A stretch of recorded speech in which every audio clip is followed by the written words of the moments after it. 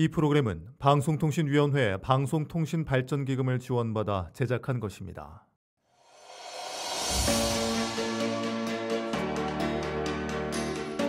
지역 MBC 8개사 공동제작 특집 지역 생존 AI 프로젝트 우리 고향 부탁해 12부작 10부 AI 우리가 준비할 것을 알려줘.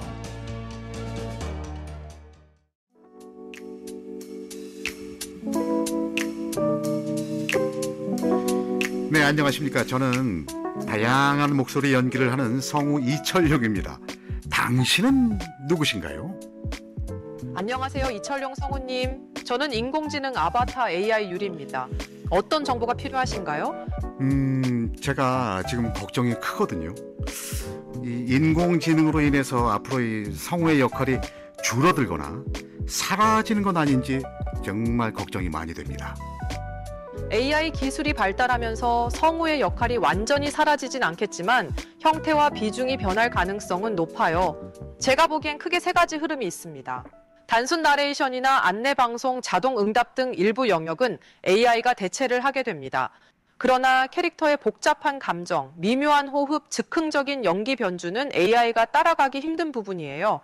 특히 광고, 드라마 더빙, 애니메이션 감정 몰입이 핵심인 분야는 성우의 설득력이 훨씬 강합니다. 하하, 그 말을 들으니까 이게 제 안심도 되고 조금 불안하기도 하고 뭐 아무튼 그렇습니다.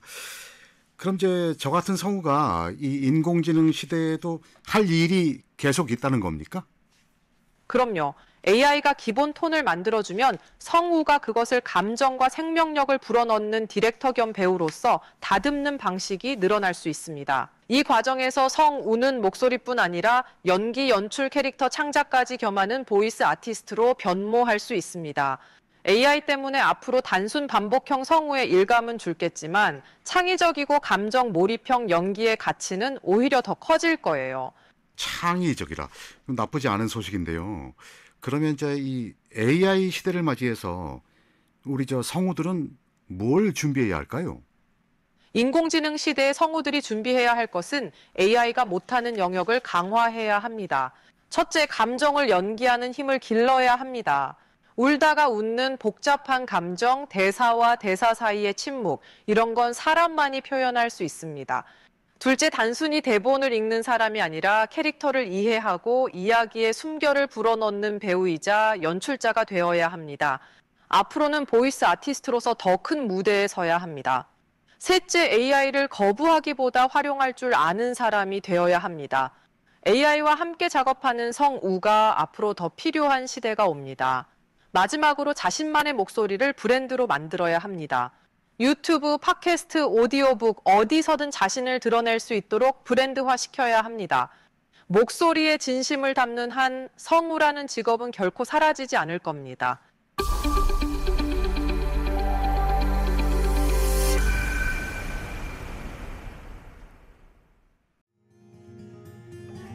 사람이 떠난 마을, 불 꺼진 집, 들리지 않는 아이들의 웃음소리. 우리가 사는 이 땅 곳곳에서 지역 소멸이라는 단어가 현실이 되어가고 있습니다. 누군가는 이 흐름을 거스를 수 없다고 말하지만 정말 그럴까요? 바로 지금 인공지능이 세상의 판을 바꾸고 있습니다. AI가 단순히 편리한 기술을 넘어서 사라져가는 마을에 숨결을 불어넣고 잊혀가는 문화를 기록하며 미래 세대에게 새로운 희망을 건네줄 수 있다면 우리는 또 다른 길을 선택할 수 있지 않을까요? 안녕하십니까. 지역생존 AI 프로젝트 우리 고향 부탁해. 진행을 맡은 AI 유리입니다. 오늘은 인공지능 시대에 더 나은 미래를 모색하기 위해 우리가 준비해야 할 것에 대해 이야기 나누려고 하는데요. 30년 동안 수많은 캐릭터와 이야기 속의 목소리로 생명을 불어넣은 이철용 성우님 모셨습니다. 이철용 성우님 안녕하세요. 네, 안녕하십니까. 성우 이철용입니다. 이철용 성우님, 데뷔 30년 가까이 목소리로 살아오셨습니다. 처음 성우를 꿈꾸게 된 계기가 군 복무 시절 웅변대회를 통해서였다고 합니다. 그때 무엇 때문에 성우를 꿈꾸게 했는지 궁금합니다. 또한 다시 그 시절로 돌아가도 성우를 꿈꿨을지도 궁금합니다. 제가 이 군에 입대했을 때 군의 특성상 제가 이렇게 서울병력이라 거기서 웅변을 하라고 시켰어요. 근데 저는 웅변을 한 번도 안 해봤거든요. 처음 군에 가서 웅변을 하게 됐는데 웅변 연습을 하러 강원도 그 가리산 계곡에 가서 이제 웅변 연습을 하라고 하더라고요. 그래서 계곡에 가서 혼자 이제 웅변 연습을 하는데 그때 처음 저는 그 감정이입 이런 걸 느끼게 됐어요. 그래서 근데 감정이입을 하다 보니까 그게 또 묘하게 이렇게 희열을 느끼게 되더라고요. 그래서 그런 걸 느끼다 보니까 이게 성우랑 이게 연결이 되지는 거예요. 그래서 지금까지 그 성우란 직업을 즐기면서 행복하게 해오고 있습니다. 아마 다시 태어나더라도 저는 성우를 할 것 같습니다. 이철용 성우님은 출발 비디오 여행을 비롯해 30여 년 동안 수많은 작품에 참여하셨습니다. 본인의 대표적으로 꼽는 작품은 무엇이라고 생각하시나요? 그 이유는요? 방금 말씀하셨잖아요. 출발 비디오 여행. 그리고 또 이제 출발 비디오 여행은 제가 2001년도부터 참여했으니까 지금 25년째 하고 있죠. 그러니까 이철용 하면 출발 비디오 여행 이런 등식이 성립되게 만들어준 작품입니다. 그래서 가장 대표적인 작품이라고 할 수 있고 그 다음으로는 만화 영화 이제 마다가스카라는 영화가 있었습니다. 거기서 이제 줄리안 대왕이라고 여우 원숭이 역할을 했는데 그 작품이 또 인상에 가장 남죠. 왜냐하면 제가 성우인데 이게 또 음악적으로 가면은 박체음치예요. 근데 거기서 대사 말고도 그 주제곡을 부르라고 하더라고요. 그때 그 주제곡이 그러니까 음악이 I like to move it, move it, I like to move it, move it 이렇게 시작되는 건데 그 우리말로 하면은 신나게 흔들흔들, 신나게 흔들흔들 이렇게 가는 건데 정말 고생 많이 했습니다. 세상에 대사는 한 1시간 반에 끝났는데 노래 녹음을 2박 3일 동안 했어요. 이 음치박치를 갖다가 거기에 껴 맞추려니까. 그래서 가장 기억에 남고 또 그 영화가 개봉하는데 저희 큰 딸이랑 같이 가서 봤는데 이렇게 고생했는데 또 엔딩 크레딧에 이제 그 신나게 흔들흔들 이게 또 올라가면서 노래가 나오니까 우리 딸도 좋아하고 저도 야도 고생한 보람이 있구나 하는 걸 느꼈죠. 그래서 가장 기억에 남는 작품입니다. 최근 들어 저와 같은 인공지능이 우리 사회 곳곳에서 다양한 역할을 수행하고 있습니다. AI 음성도 점점 자연스러워지고 성우가 했던 역할들을 대체하고 있습니다. 하지만 성우님이 보시기에 AI가 절대 넘지 못하는 성우의 벽, 인간만의 강점은 무엇이라고 생각하시나요? 뭐니 해도 인간만의 강점, 감정이겠죠. 희로애락이란 이런 그런 감정이 있지 않습니까? 또 그 감정도 사람마다 틀리죠. 그 감정의 깊이나 폭도 틀리고 그런 거를 표현하기에는 굉장히 벽을 느낄 거라고 생각합니다. 마지막 질문입니다. 기술 변화 속에서도 자신의 목소리와 직업을 지켜가고자 하는 모든 사람들에게 한마디 해주신다면 어떤 이야기를 하고 싶으신가요?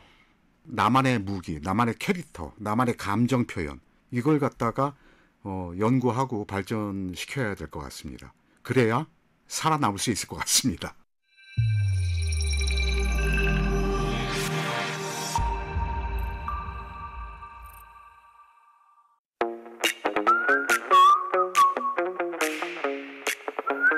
지역 생존 AI 프로젝트 우리 고향 부탁해 진행을 맡은 이승현입니다.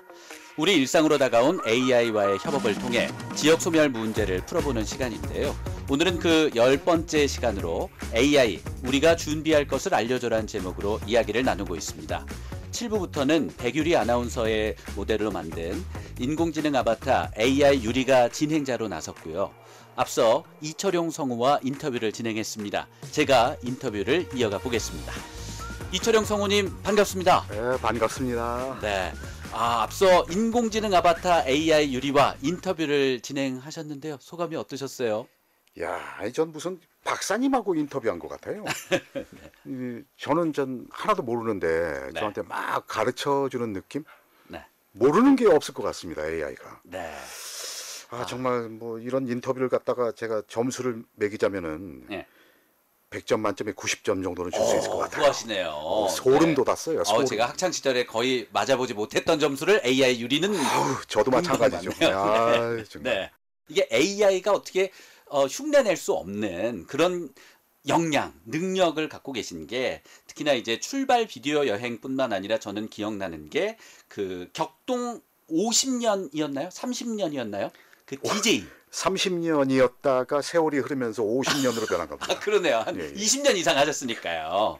그때도 DJ의 그 성대모사는 많은 분들이 하셨었잖아요. 그렇죠. 약간 뭐 그런 것도 있었고요. 예. 아, 죄송합니다. 네. 아, 한번, 예. 그때가 이것은 기본이죠. 아, 그렇군요. 좀 그러지 못해요.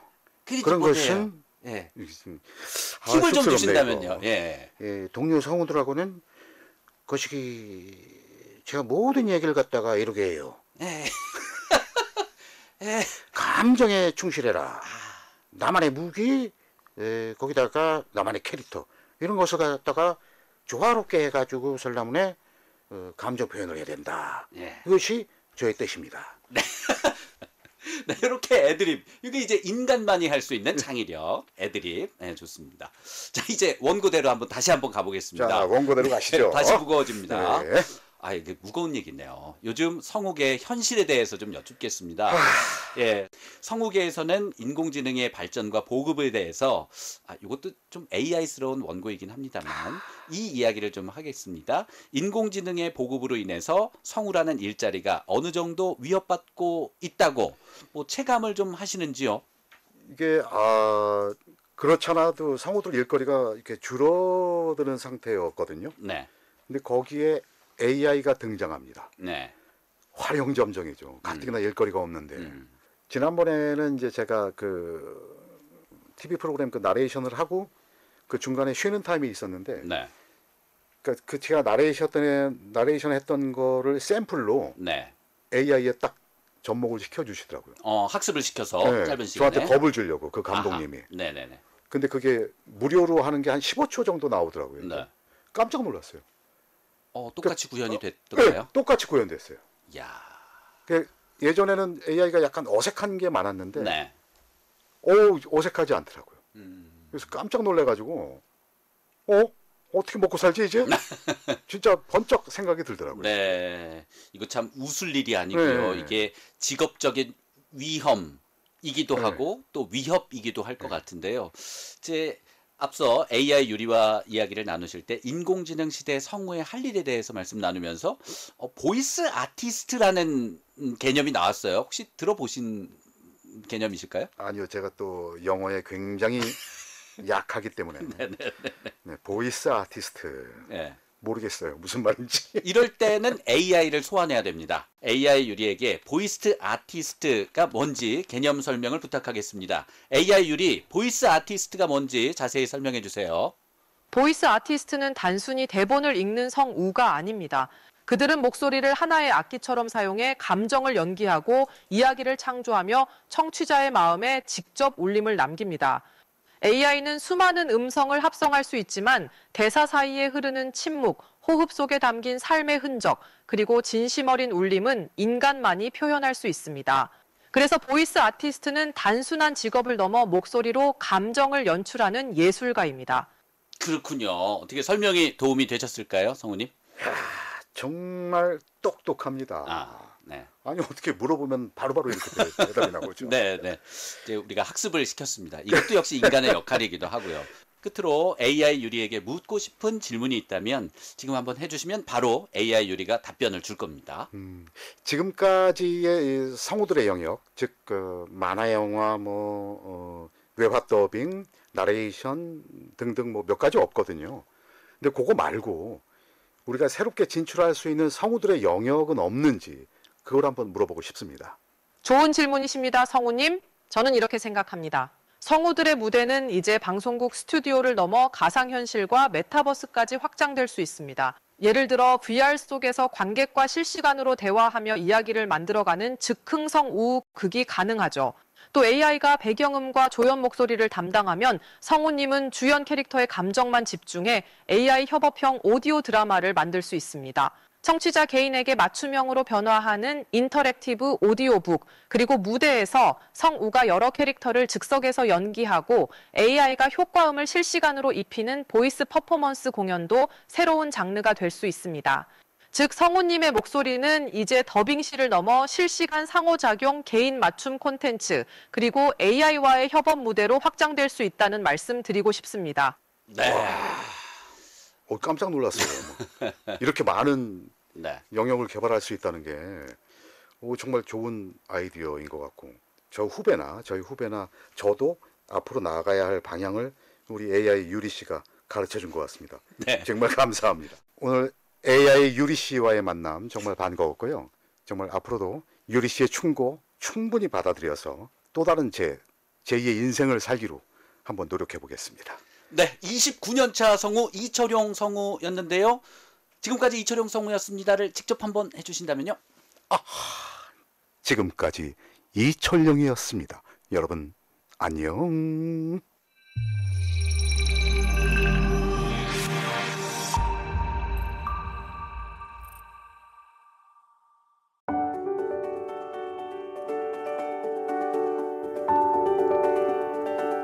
여러분께서는 지금 인공지능 시대에 대비해야 할 것에 대해 생각해보는 AI, 우리가 준비할 것을 알려줘 함께하고 계십니다.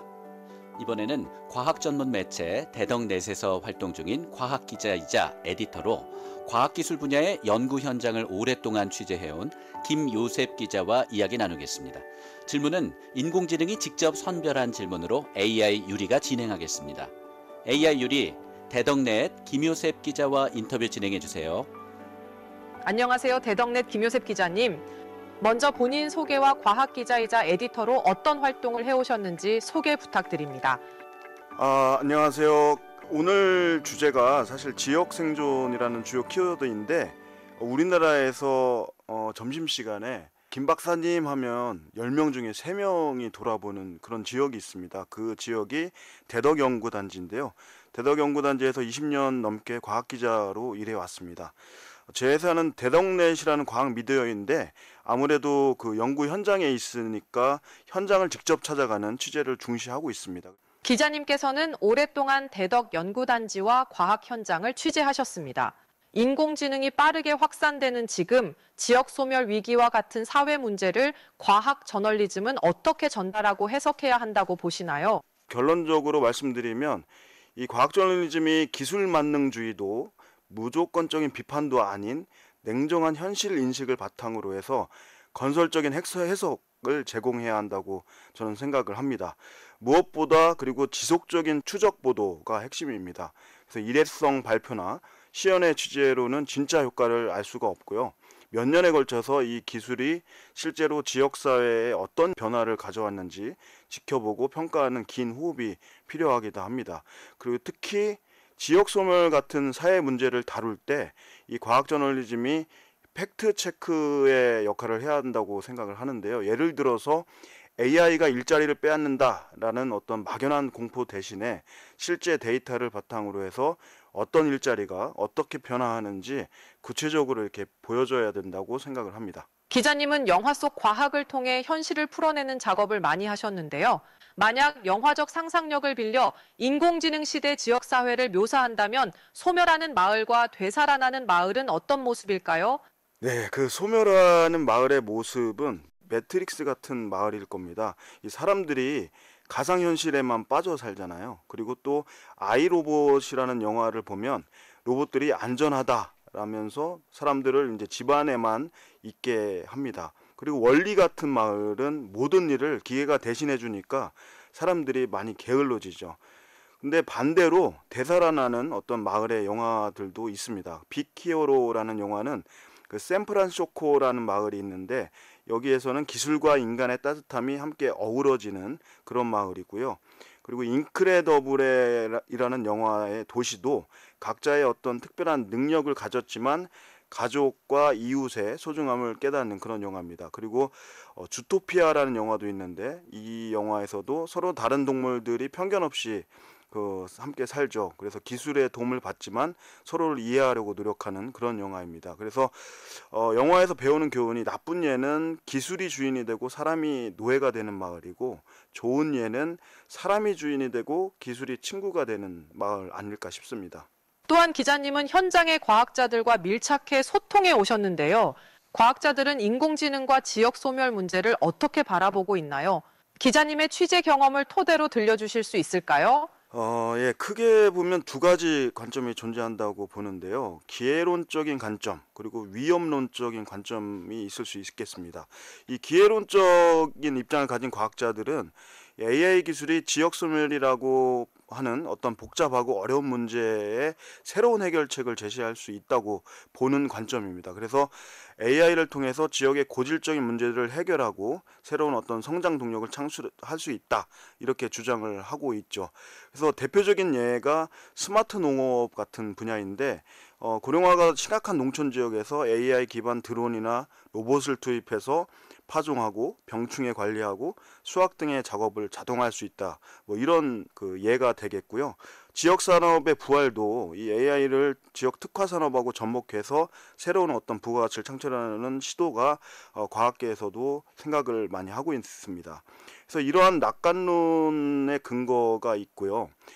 말씀드렸지만 또 위험론적인 관점이 있습니다. 그래서 이 위험론적인 관점을 가진 과학자들하고 사회학자들이 있는데, 이 AI 도입이 오히려 지역 간의 격차, 이런 것들을 더욱 심화시키고 새로운 문제를 야기시킬 수 있다라는 우려를 지금 표하고 있는데, 결국에는 AI 기술의 혜택이 수도권이나 대도시에 집중될 수 있다는 것이죠. 그래서 디지털 격차라고 소위 얘기를 하고, 또 일자리 문제에 있어서도 AI의 자동화 기술이 어떤 지역의 단순 반복 일자리를 대체하면서 고용 불안을 또 야기시킬 수 있고, 그리고 데이터의 중앙 집중화, 알고리즘의 편향성, 이런 문제들을 위험론적 관점으로 보는 그런 의견들입니다. 그래서 결론적으로는 이 과학자들이 AI가 지역 소멸을 막을 어떤 만병통치약으로는 보지 않습니다. 다만 지역의 특수성을 이해하고 인간을 중심에 둔 따뜻한 기술로 활용될 때 비로소 이제 지역의 새로운 희망을 불어넣는 어떤 도구로 활용될 수 있다고 강조하고 있습니다. 지역이 사라진다는 위기 담론 대신 과학기술을 통해 새로운 생활 방식이나 공동체를 상상해 볼 수도 있을 것 같습니다. 기자님께서는 어떤 대안적 미래 시나리오를 그려보시나요? 예, 저는 지방 소멸을 과학기술의 특화 생태계로 풀어야 된다고 생각을 하는데, 좀 어려운 말일 수 있는데요. 과학기술의 네트워크형 지역 공동체를 좀 상상해 봅니다.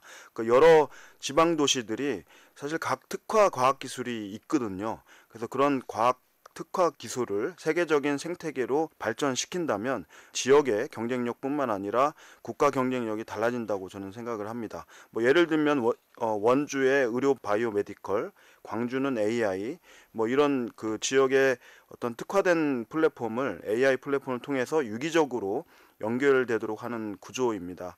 그리고 AI 시대가 시간의 주권을 가진 사람들이 이제 늘어날 것인데요. 이게 무슨 말이냐면 AI가 이제 반복 업무를 대신하면서 창조적인 일에 더 집중할 수 있게 되고 인간다운 일에 더 집중할 수 있게 된다. 뭐 이런 그 이야기들을 많이 하시는데, 이런 일들은 꼭 특정 장소에 매여 있을 필요가 없다고 생각을 합니다. AI는 이미 우리 일상에 깊숙이 들어왔습니다.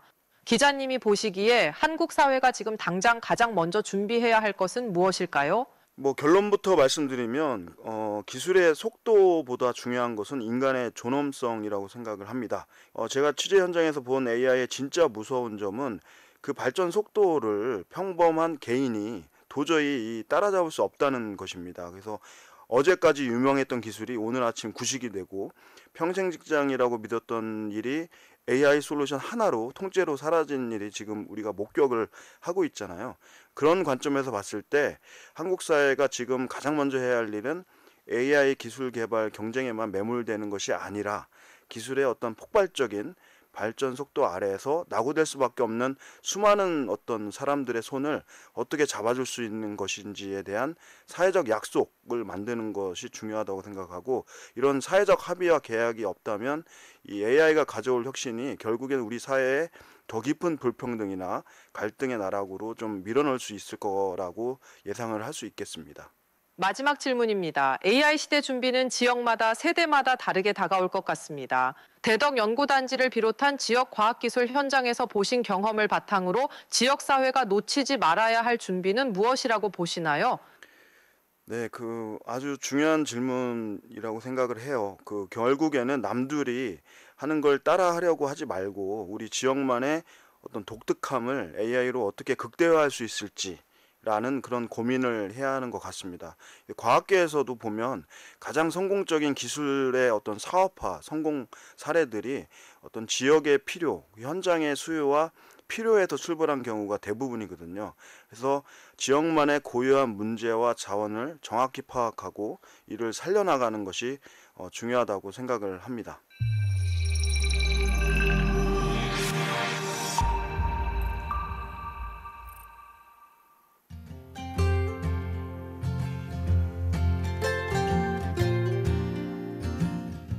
지역 생존 AI 프로젝트 우리 고향 부탁해 진행을 맡은 이승현입니다. 대덕넷 김요셉 기자님 모셨습니다. 반갑습니다. 네, 반갑습니다. 네, 앞서 AI 아바타, AI 유리와 인터뷰를 하셨는데요. 어떠셨나요?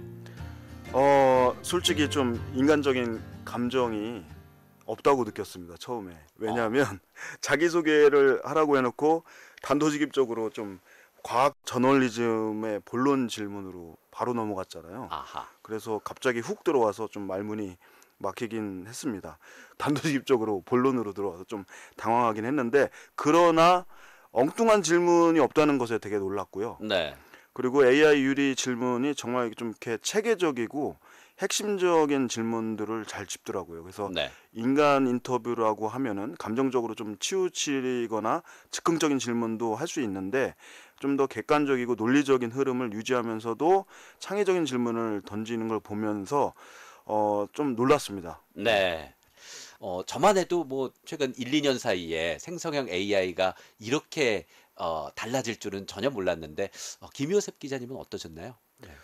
그 미끄럼틀 타보셨는지 모르겠는데 당연히 타봤죠. 네, 네. 마치 이 미끄럼틀 위에서 타서 올라탄 것 같다는 그런 느낌입니다. 타보셨으면 알겠지만 점점 이게 가속도가 붙잖아요. 네. 그리고 한 번 타버리면 중간에 멈출 수가 없는. 그렇죠. 예, 딱 그런 상황 같은데, 저도 그 현장을 지켜보면서 근데 최근 2, 3년간의 AI 발달 속도가 정말 놀랐고요. 특히 챗 GPT가 등장한 2022년 말 이후의 변화가 마치 그 영화를 빨리 감기로 보는 것처럼 그런 느낌이 듭니다. 네, 앞서 AI 유리와의 인터뷰에서도 마지막 부분에 네. 가장 신경 써야 할 부분이 이제 소외되는 사람들을 어떻게 함께 갈 것인가, 이 네. 부분에 대한 강조를 해주셨었는데, 뭐 앞으로 다양한 직업군에서 그 AI로 인해서 변화가 있을 것 같은데 이 부분 또 어떻게 바라보시는지요? 저희가 이제 커뮤니케이션 할 때 글쓰기나 번역이나 뭐 이런, 사실 미디어가 AI의 영향이 가장 큰 것 같습니다. 네. 그래서 이미 번역, 단순 프로그램의 설계, 기초적인 글쓰기 이런 영역에서는 변화가 이미 시작됐고, 일부 언론사들도 기자를 이제 더 이상 안 뽑아도 되는 네. 그런 상황이 이제 맞닥뜨리고 있는 거죠. 하지만 제가 현장에서 보기에는 완전한 대체보다는 업무 방식의 변화가 좀 더 정확한 표현 같아요. 네. 예를 들어서 이제 저희 기자 입장에서 보면 이제 AI를 활용해서 초안을 작성하고 데이터를 분석하고 번역을 이제 맡기고 있거든요. 네. 그래서 시간이 상당히 단축됐고요. 그리고 아직 그런데 못 따라가는 게 현장 취재, 인터뷰, 팩트 체크, 네. 최종 편집 뭐 이런 부분이 이제 여전히 인간이 해야 될 영역입니다. 그래서 결국에는 이제 AI하고 협업하는 능력이 경쟁력이 되는 시대가 이제 올 거라고 생각을 합니다. 네. 인공지능이 발달하고 또 보급됨으로써 기술 자체보다 더 중요한 건 사회적 제도나 책임이 아닐까 싶은데요. 우리가 좀 간과하기 쉬운 준비 요소가 있다면 어떤 부분이 있을까요? 예, 말씀하신 대로 아마도 그 사회적 합의가 가장 중요하다고 보는데요. AI를 어디까지 활용할 것인지, 허용할 것인지, 그리고 어떤 원칙으로 규제할 것인지에 대한 사회적 논의가 아직은 많이 부족하다고 생각을 합니다. 그리고 가장 또 영향을 받는 부분이 교육 시스템의 혁신이거든요. 네. 지금 암기 위주 교육이 AI 시대는 더 이상 뭐 의미가 없는 시대가 됐고, 창의성, 비판적 사고, 협업 능력 이런 능력을 기르는 교육으로 이제 전환이 돼야 되는데 네. 그게 이제 쉽지 않잖아요. 네. 그리고 마지막으로 이 사회적 안전망 강화도 필요해 보입니다. 그래서 AI로 인한 일자리 변화에 적응하지 못하는 사람들을 재교육하는 문제라든지 소득 보장 등의 시스템을 미리 준비해야 된다고 생각을 합니다. 네. 시민들이 AI를 이해하고 또 준비하는 과정에서 이 과학 저널리즘은 어떤 기능을 할 수 있을까요? 확실히 AI의 문해력을 높이는데 핵심적인 역할을 해야 된다고 생각을 합니다. 이 복잡한 AI 기술을 일반인도 이해할 수 있게 쉽게 설명하고 과장된 기대나 어떤 막연한 공포 대신에 현실적인 어떤 전망을 제시해야 된다고 보고요. 특히 이제 사실 검증의 역할이 더욱 중요해질 것 같습니다. 그래서 AI가 생성한 정보와 인간이 검증한 정보를 구별해서 전달하는 것이 이 저널리즘의 어떤 새로운 미션이 될 것 같고요. 또 AI 윤리에 대한 사회적 논의를 촉진하는 역할도 중요할 것 같습니다. 이 AI가 편향성 문제가 있고 프라이버시 이슈도 있고 알고리즘의 어떤 투명성 이런 문제들이 있는데 이런 것들에 대해서 지속적으로 문제 제기를 하고 대안을 제시해야 되는 방향으로 이끌어야 되지 않을까 이렇게 생각을 합니다. 뭐 이런 단기적 과제도 중요하겠지만 또 장기 과제로서 10년 후를 내다본다면 인공지능 시대에 대비해서 우리 사회가 가장 신경 써야 할 부분, 준비해야 할 부분 어느 것이라고 생각하시는지요? 사실 10년 뒤면 2035년이잖아요. 네. 그 전문가들은 2030년대에 그 ASI 초지능 시대가 온다고 지금 전망을 하고 있거든요. 네. 이게 무슨 말이냐면 인간보다 모든 인지 능력에서 뛰어난 인공지능 시대거든요.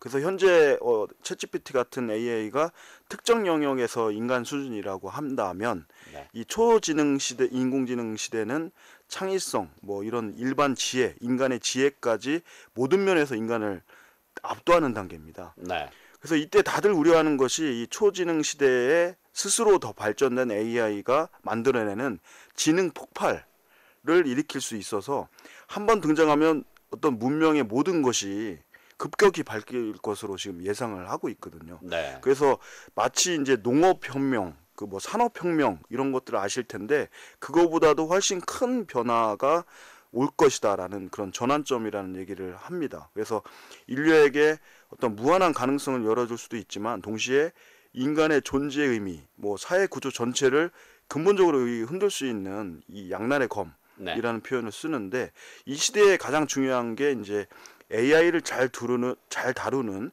거버넌스 체계 구축이 중요하다고 보고요. 단순한 어떤 AI 규제만 하는 것이 아니라 부작용을 최소화하는 균형 잡힌 어떤 틀을 만들어야 될 거고 그 AI 윤리 교육을 어릴 때부터 어떻게 이제 체계적으로 실시해야 되는지 그러니까 AI를 어떻게 사용할지에 대한 그 윤리적 판단력을 기르는 게 무엇보다 중요해질 거라고 생각을 합니다. 네. AI 유리에게 질문을 받아서 한참 인터뷰를 진행했습니다. 앞서서. 네, 김효섭 기자님께서. 이번엔 반대로 AI 유리에게 이제까지 질문을 많이 받으셨고 거기에 따른 답변도 해 오셨는데 이번에는 끝으로 AI 유리에게 좀 부담을 줘보시죠. 그래서 지금 질문을 해주시면 AI 유리가 답변을 할 겁니다. 네. AI 유리야. 인간 기자와 AI 기자 중에 누가 더 좋은 질문을 할 수 있다고 생각해? 그리고 그 이유는 뭘까? 사실 좋은 질문이라는 건 누가 더 낫다고 정할 수 있는 게 아니에요. AI인 저는 수많은 데이터를 빠르게 분석해서 사람들이 미처 연결하지 못한 주제들을 찾아내 질문할 수 있죠.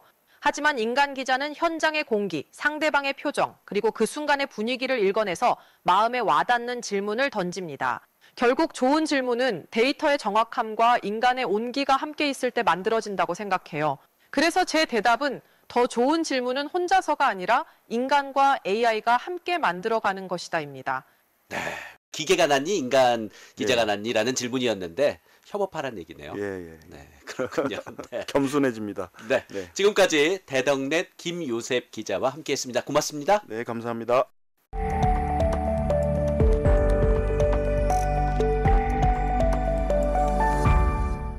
안녕하세요. 아나운서 박지연입니다. 오늘도 인공지능 기반의 비정형 데이터를 분석해 보겠습니다. 오늘 함께 분석해 볼 키워드는요. 우리가 준비할 것입니다. 먼저 최근 2년간 소셜 빅데이터를 통해서 이 주제가 얼마나 주목받아 왔는지를 살펴봤는데요. 전체 언급량은 약 170만 건으로 확인됐습니다. 2023년에는 월 평균 5만 건 수준이었는데요. 상대적으로 관심이 적죠. 하지만 2024년부터 점차 증가해서 2025년 들어서는 폭발적인 증가세를 보입니다. 특히 2025년 7월에는 약 23만 건으로 최고치를 기록했는데요. 1년 반 전과 비교하면 4배 이상 늘어난 수치입니다. 이 같은 변화는 단순한 우려나 호기심을 넘어서 실제로 우리가 무엇을 준비해야 하는지에 대해서 사회적 논의가 본격화되고 있음을 보여줍니다. 연도별로 구분을 좀 하자면 2023년은 도입기, 2024년은 논의 확산기, 2025년은 실질적 준비기로 구분할 수 있습니다. 이번엔 우리가 준비할 것이라는 주제가 누가 만들어내는 담론인지 작성자 유형별로 살펴봤는데요. 먼저 전체 언급량의 약 59%는 언론에서 나왔습니다.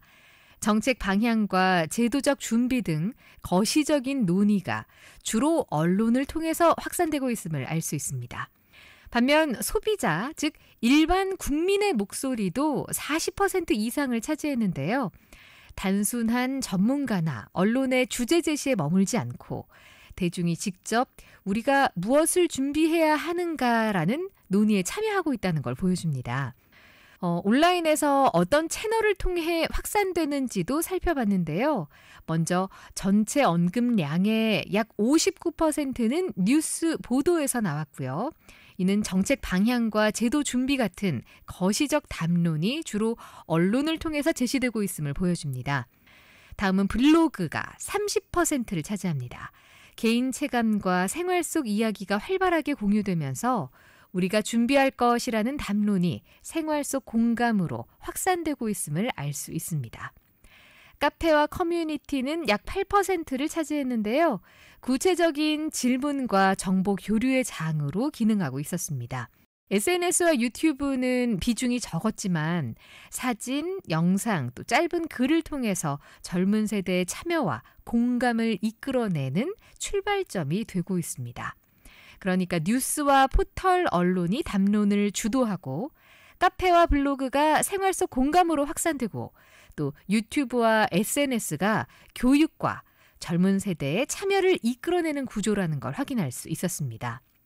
다음으로는 우리가 준비할 것과 관련해서 연관 검색어 분석으로 한번 넘어가 보겠습니다. 인공지능 기반의 비정형 빅데이터 속에서 가장 눈에 띄는 연관어는 EU, 인공지능, AI였습니다.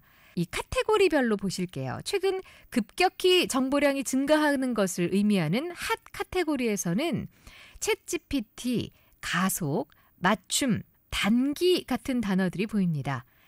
생성형 AI의 빠른 확산 속에서 맞춤형 준비와 신속한 대응이 필요하다는 사회적 압박감이 반영된 걸로 보입니다.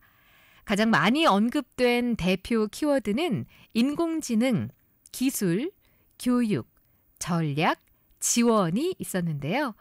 정책과 제도를 통한 AI 활용 기반 마련과 교육적인 지원을 함께 추진해야 한다는 사회적 공감대가 보이죠. 새롭게 등장한 인 키워드로는 실질적, 사람, 에이전트, 변동성 같은 단어였습니다. 반대로 줄어든 아웃 키워드로는 초거대 AI, 무단 전제 같은 기업 중심 용어들이었습니다. 과거에는 대형 기술 기업과 저작권 이슈가 중심이었다면 지금은 사회적 준비와 제도적 기반으로 무게가 옮겨가고 있다는 것을 알 수가 있습니다.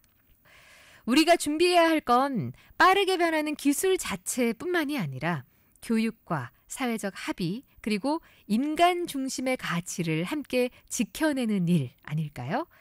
지금까지 인공지능 빅데이터 분석 함께 하셨습니다. 아나운서 박지연이었습니다.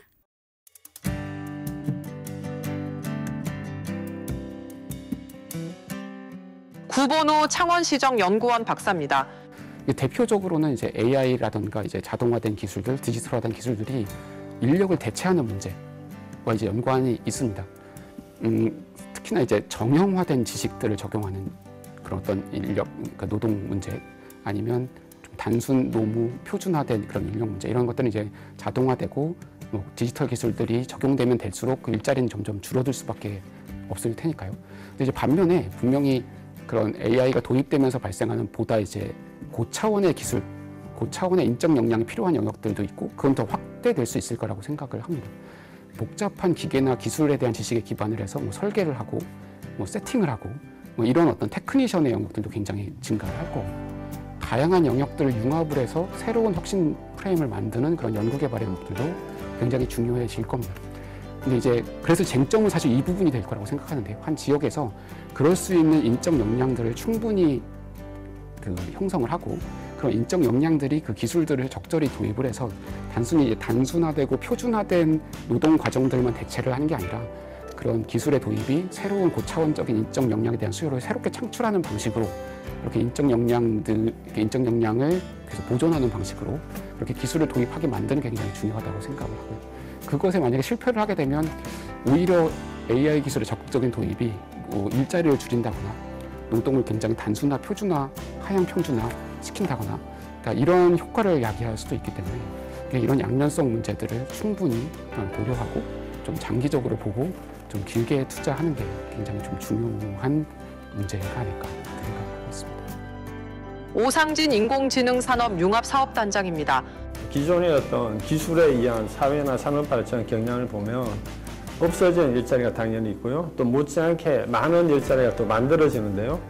또 인공지능의 어떤 영향이 사회나 산업에 미치는 영향을 고민하게 되면 과거의 사례처럼 정말 없어지는 거에 대비해서 많은 일자리를 만들 수 있을까? 이런 부분에 대해서는 감히 정답이다라고 함부로 얘기하기 어려운 영역입니다. 그래서 저도 뭐 개인적으로 많이 고민하는 영역인데요. 하지만 인공지능이 바꿔가는 세상이 있다라는 것은 누구도 부인할 수 없고 또 여기에 대해서 이 과정에서 많은 좋은 일자리가 만들어질 것이다라는 것도 모두가 동의하는 영역이기 때문에 이 새로운 일자리를 빨리 선점하는 노력, 기본적으로 인공지능을 활용하는 능력을 키우셔야 됩니다. 그래서 본인이 하는 많은 일 중에 일상적인 것, 반복적인 것은 AI한테 시키고 본인은 전략적이거나 창의적인 사고에 집중하는 노력이 필요하고요. 이 노력이 현실적으로 우리가 집중해야 될 부분이 아닐까 그런 생각을 합니다.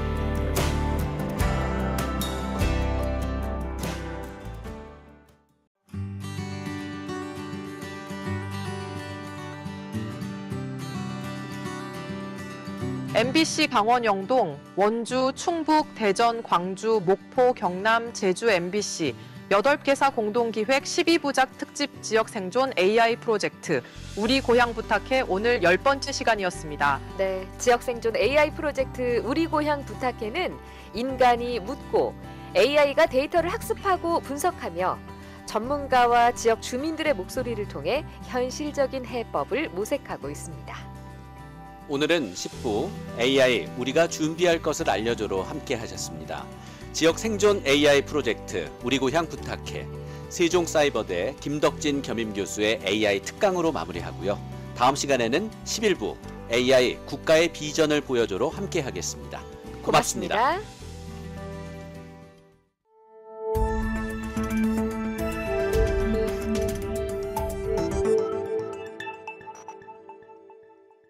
안녕하세요. 김덕진입니다. 오늘은 조금 무거운 이야기입니다. 여러분은 이 인공지능이 만든 뉴스, 영상, 심지어 사람의 목소리까지 이제는 진짜처럼 속일 수 있게 됐다라는 사실 알고 계셨나요?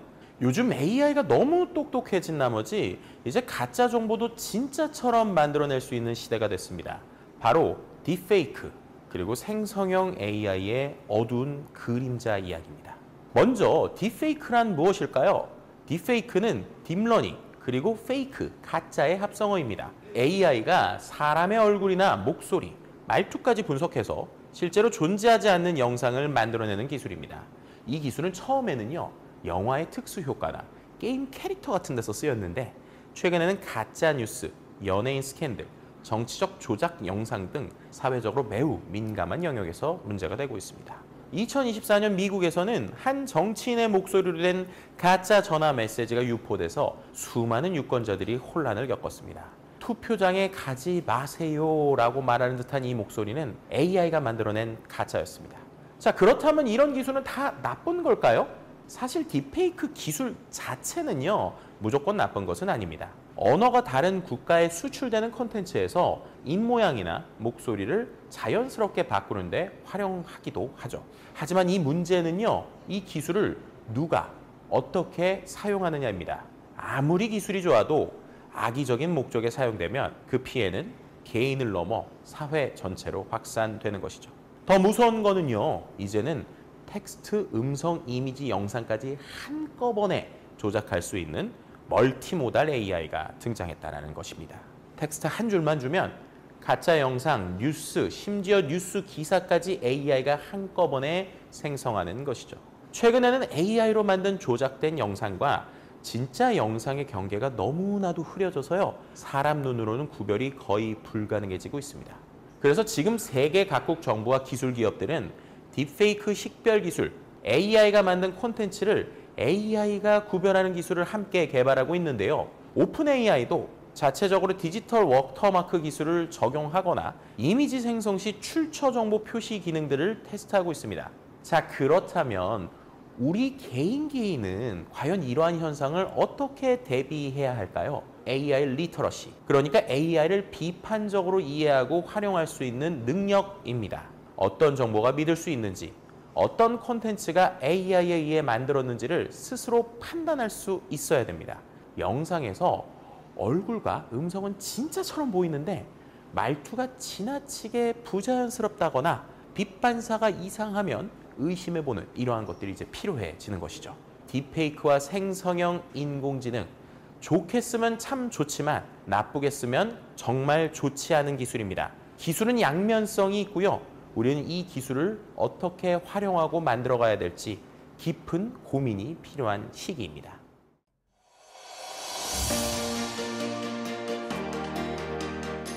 지역 MBC 8개사 공동 제작 특집 지역 생존 AI 프로젝트 우리 고향 부탁해.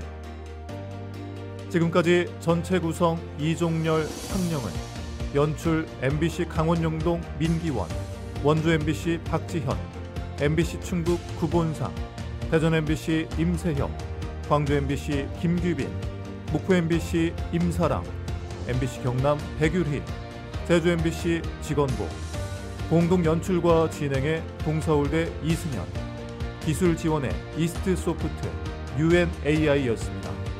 청취해주신 여러분 고맙습니다. 이 프로그램은 방송통신위원회 방송통신발전기금을 지원받아 제작한 것입니다.